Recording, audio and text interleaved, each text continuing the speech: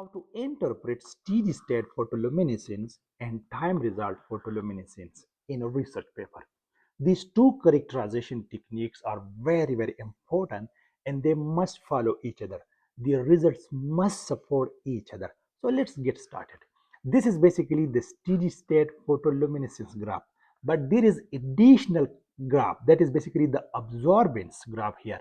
So this means that this graph basically contain two graphs. One is the steady state photoluminescence, another one is the absorbance. This one is basically the time result photoluminescence graph. So let's get started how to describe how to interpret these graphs. So we can see here that we have two samples. One is basically the control sample, this is the pristine one, the pure one, the original one. And another sample is basically when we add 3-API sample to the original film, to the original solution, to the original material, and we want to see what changes we can observe when we add this 3-API. This may be different material in your case. So let's get started. So the control film basically shows this small PL peak here. So we can see that the peak is smaller here. And another important thing is these two samples, the control one and this additional one, basically show the same absorbance curve. This is very important. There is no variation in the absorbance here. Almost same absorbance. This means that this 3-API does not generate any additional species in the sample because we give the same absorbance. So there is no additional species to absorb the light. Yes. So now what happened when we add this 3-API? So the PL peak enhanced significantly. We can see that the PL peak enhance in intensity. The important thing is the peak position does not change. This is very important. The peak position does not change here, but the intensity enhance. This means that because of this 3-API, there is a significant reduction in the defects in the material. Now, this is a clear message. The photoluminescence basically talk about these defects. So we can also confirm this from SEM analysis, and definitely the grain size will be larger in the later case. Similarly, we can also confirm this from XRD graph here. From XRD graph, yes, here the peaks will be higher in the later case. You can see here the 3-API addition did not change the absorbance threshold or photoluminescence peak position. So we can write like this. It's very important, and you can also mention here that the peak position lie at this 800 nanometer for both samples. You can also write additional sentence here. Yeah, and the band gap of the both film determined from talk plots. So we know that talk plots, we use this extrapolation of this linear region and the x-axis, and that we calculate using the formula, and that formula gives us the band gap.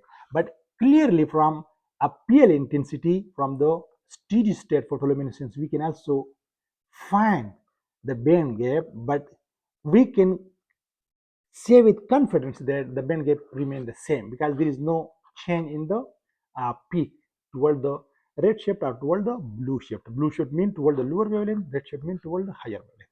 So however, in apparent increase in the PL intensity observed with this 3-AP base, this suggesting that the addition reduced non-radiative recombination in the perovskite film. Very important, as I mentioned, that non-radiative recombination basically means that when the electron excited and they do not recombine with the valence band holes. So this means that there is no photon. There is basically phonons are heat loss. And why we lost those electrons? Because of the defects in the material. And those loss basically called basically non-radiative recombination. That is unwanted phenomena. So we want to reduce this. We want to minimize these recombinations. So how we have to reduce the defects? Now how to interpret this time result photoluminescence graph? So clearly we can see that two samples have different cups. If this gap is large here, this means that intensity gap must be large here. This is my understanding. So let's clearly from here on x-axis we have time, the decay time in microsecond, and y-axis we have the photons intensity. So for example, this black one is the control one. So for example, if I start from here, let's suppose at here we can see that when we an x-axis, this is the lifetime here. So for this black one here at this particular intensity, we have very small value in almost 1 microsecond. But if we extend this here for that, we can see here this is increases here. You see, the lifetime increases. Lower intensity, we can see here the lifetime for this control one is 1.8 somehow microsecond, but it increases very large. Yes. So this means that the average lifetime for this control one is 1.2 microsecond, but for the this one when we add this 3 API, so the lifetime increases significantly. These graphs I took from the important paper. This is the paper. These are the two graphs I took from the paper, and it is published in Nature Communications, and this is the title of the paper by Ting Huan Yang et al. In 2023. And this paper is basically published under Common License of Creative Common License 4.0, and this is the link to the license.